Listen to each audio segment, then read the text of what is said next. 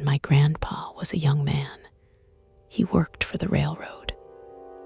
It was a good job, and since he wasn't married yet, he had a little extra money to spend.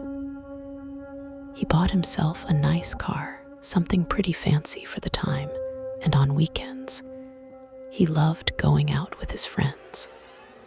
But one Friday evening, his life took a strange and terrifying turn.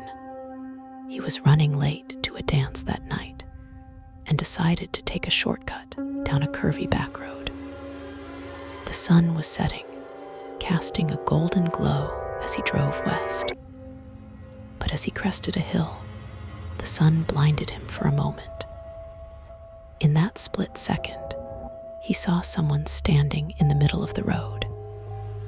He swerved to avoid them, lost control of the car, and crashed down into a ravine, slamming into a tree. When he came to, his head was pounding, and his knee felt like it was on fire. But he was alive. That's when he heard a voice, a young boy's voice asking, Mister, are you all right?" The boy helped him out of the car, gathered up his duffel bag, and guided him up the steep bank to the roadside.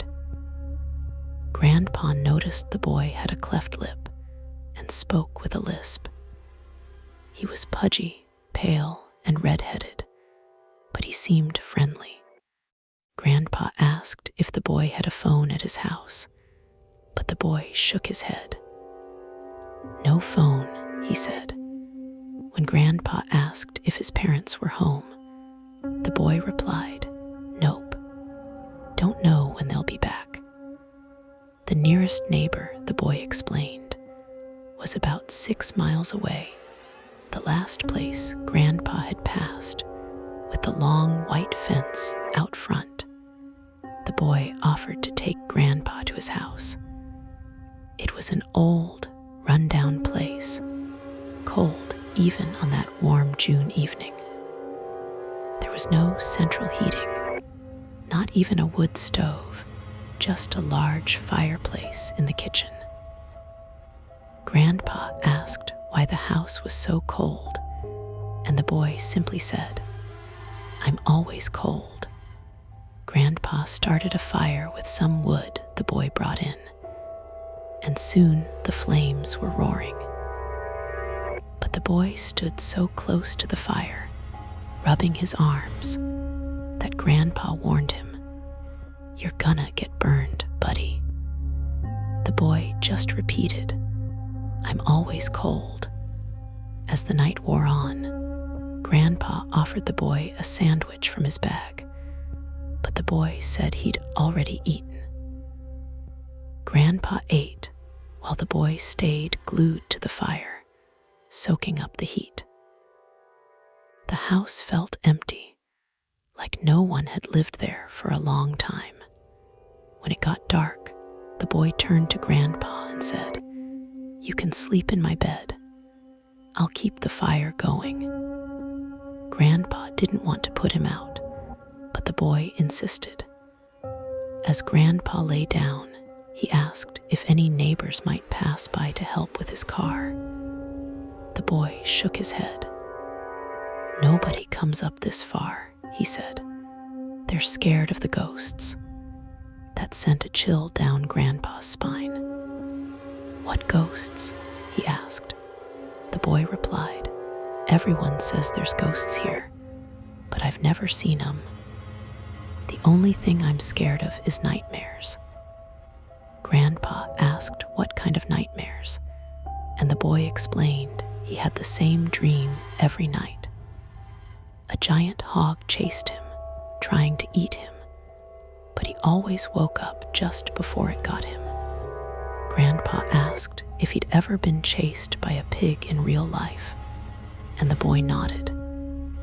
He once picked up a sow's baby by its leg, and the mother pig attacked him, biting him badly. "That's probably why you have the nightmares," Grandpa said. The boy just nodded. Grandpa fell asleep, but woke up with a start. He'd had the same nightmare, the giant hog chasing him, just like the boy described. The fire had died down to embers, and the boy was still sitting there, staring into the coals. The sun was coming up. Grandpa limped outside to find help. In the distance, he heard a tractor. He waved the farmer down and explained what had happened. The farmer agreed to pull his car out of the ravine, but seemed shocked when Grandpa mentioned where he'd spent the night. "You slept there?" the farmer asked, his face turning pale. "That place is haunted. The boy you met, he died over a year ago. The family's sow killed him. They moved away right after the funeral. Couldn't stand to live there anymore." Grandpa was stunned. The boy who'd helped him, who'd kept the fire going all night, who'd shared his bed, he wasn't alive. He was a ghost, trapped in that cold, empty house, reliving his nightmares and seeking warmth he could never truly feel. To this day, Grandpa says it was the strangest night of his life. A night when the line between the living and the dead blurred, and a lonely boy's spirit reached out to help a stranger, even in death.